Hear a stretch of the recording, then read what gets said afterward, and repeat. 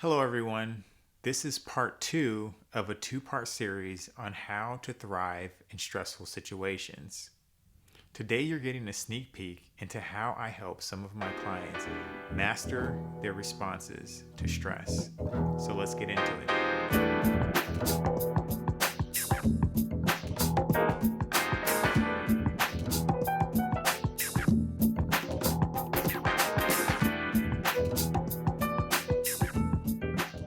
If you want to master the way you respond in stressful situations to become more of yourself and to rise to challenges that you've set for yourself, then a person does have to really practice new ways of responding in stressful environments. A way to get to a place where you can change the way that you respond in stressful situations is by using coping skills.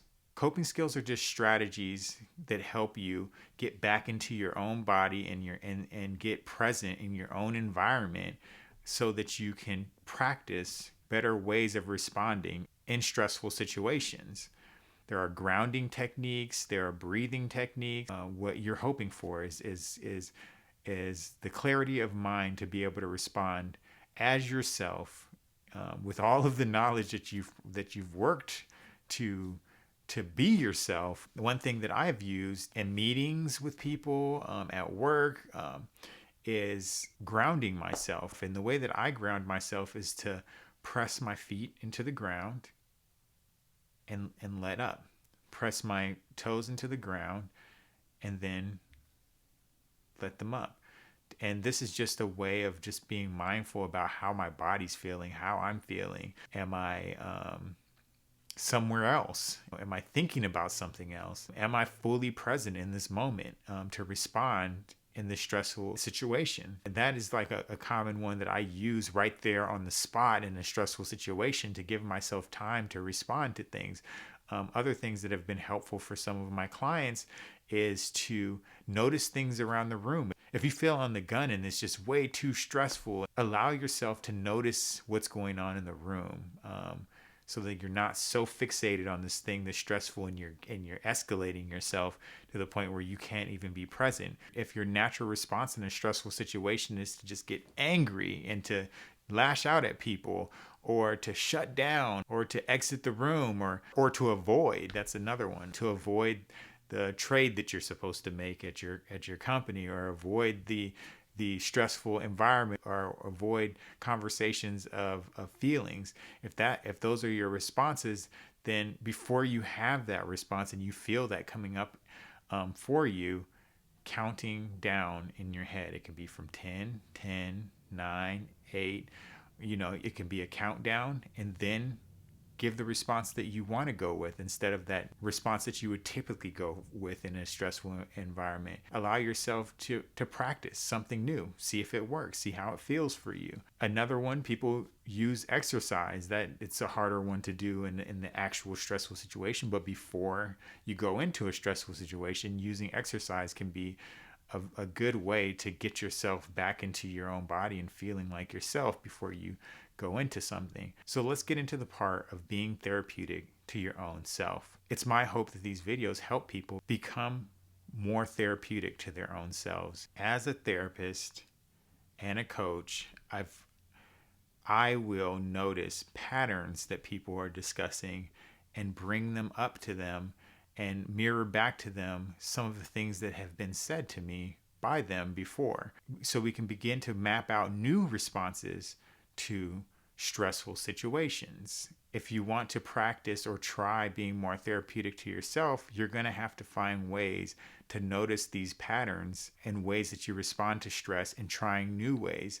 One way to notice these patterns that are coming up consistently is to journal. Writing down how you respond to stress, and then how you would like to respond to stress in a different way. You'll notice that, I'm consistently responding to stress with angry outbursts, or I'm consistently responding to stress by shutting down, and I would like to try something different. That's a great way to be extremely therapeutic to yourself and to notice these patterns that are coming up. And the way that you start to try something different is using coping skills that we discussed to slow yourself down enough to respond differently in stressful situations. And over time, responding in the ways that you want to respond will develop new habits and new ways of responding to stressful situations. That is a way of learning new tools and new ways of coping with stress. Journaling is also a very good way of developing more insight into your feelings and your thoughts, and a good way to explore your feelings and your thoughts in a healthy way, which is what one of my subscribers asked about. They wanted to know my thoughts on how to explore oneself when you grew up in an unhealthy environment. Journaling is a great way to do that.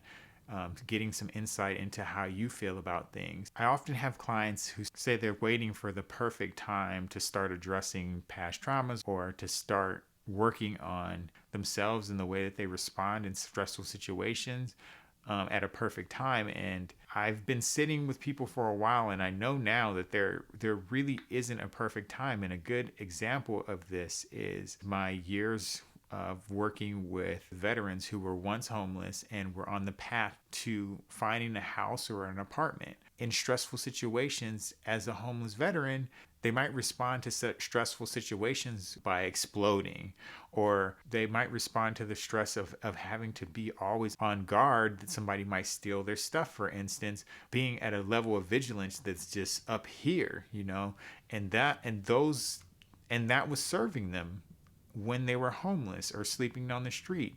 But as the team wrapped around them and they progressed from that to getting an apartment, and now they're sitting in an apartment in a safe house or environment, every stressful situation could trigger the way that they historically have coped with trauma in the past. So that now they're opening up a bill for the first time, which is just a very stressful situation for someone who hadn't had to work through paying bills in a very long time.